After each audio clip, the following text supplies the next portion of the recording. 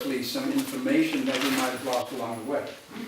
Okay, we went to, I had been, before I met Connie, I'd been working with the Kalahari Bushmen, who are the folks who carry the oldest DNA on the planet.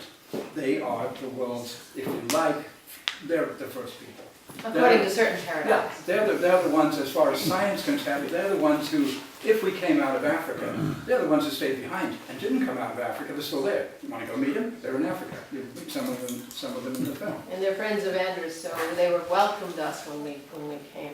So point being, perhaps these ancient cultures and the ancient ones of the ancient cultures might know something and remember something that's just not in mainstream Western culture. But mainstream Western culture and the so-called developed countries and consciousness and philosophies and so on have something absolutely vital to bring to the pictures. So to me, it's a synthesis of science and indigenous understanding that gets us to perhaps a new place, a synthesis. So this is a weaving of those ideas. Note that we stayed away from religions. We didn't go looking for Hindus or Buddhists or Christians or Muslims or anything like that. We actually kind of stayed away from that somewhat intentionally because those subjects tend to have some baggage. So if we just got a pure, what is it to be a human? Where did we come from? And the second question, of course, is where are we headed? Where are we going? And there's a second film that we will be making when we have the budget for that. That moves on from this one, which is the second. The application, who's applying these principles to life? We've also already done a certain amount of interviewing people that are in the can at this point, we've sitting in got the can. 30 hours of footage on the subject, but the idea is the film opens in Australia with the Aborigines, who are the other oldest people on the planet. And there's also a beautiful commune from the 60s that seems to be doing something right in Australia that we'd like to sort of come out of a group of white Western people who are doing it right. And the rather devastated Aborigines, but what do they remember about truth and reality? I'm a scientist by training, and when I got into quantum physics, I wasn't taught it in any visionary way at all. I didn't get it, The teacher who was teaching me didn't get it.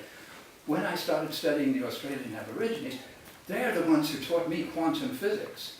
Their poetic understanding of the nature of the universe is identical to me, to what quantum science tells us. So that's enough from me. Yeah, and I've been in association with Wallace Black Elk, one of the great Lakota elders, and for many, many years, and someone said, have you read The Holographic Universe? No. Well, the third person who asked me that put the book in my hand, and that's when I realized that The Holographic Universe described the universe Wallace Black Elk had been talking about for 15 years. So you'll see this synthesis here in the, well, it isn't really synthesized here in the film. I call it a tapestry. It's a weaving of each idea. There's no deep, complex mysticism here. It's a simple film, but the weaving becomes very complex. And when you step back, it's like you look up close and you're seeing the details. You step back and you see this picture that's just beautiful. And what we've left on your seats is what we've done is that we've synthesized this. We've brought our piece of the puzzle to the table through what we're calling the trust frequency, 10 assumptions for a new paradigm. We're calling it a conscious, an indigenous cosmology, quantum science synthesis.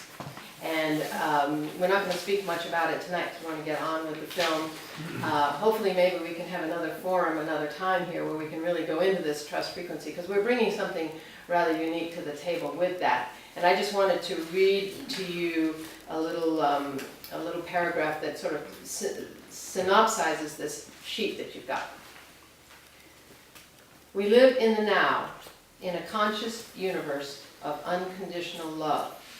Our thoughts, assumptions, attitudes, and actions carry specific vibratory frequencies, which have their own distinct laws. See, that's one thing we think we're bringing to the table, is that these frequencies actually have a different set of laws. So these laws that we see as immutable in this frequency, that we incarnated into, that's the consensus reality, which is basically the fear frequency, they're immutable in this frequency. But that's all. And you have the free will to change your frequency. And we're saying that in the trust frequency is where the true nature of the universe lives, with more abundance, beauty, joy, balance, our soul's destiny, and there's a party going on, we're all invited, it's what the universe wants for us, and we're not there. Our choice. So try watching the film from that perspective, because it changes the film. It's interesting. This film, for me, I've seen it probably at least 100 times, and it keeps elevating. Interesting. Okay, and there's if you're all into Henry David Thoreau and his conclusion to Walden, he actually gives a kingpin to this thing. He says, when one walks confidently in the direction of his dreams, he will pass certain boundaries. He will experience a success unexpected in common hours. See, we can't even fathom it from here. When you walk confidently in the direction of dreams, you act in trust, okay? You're putting yourself in a different frequency. So he says, that's our interpretation, okay? So he says, you will experience a success unexpected in common hours.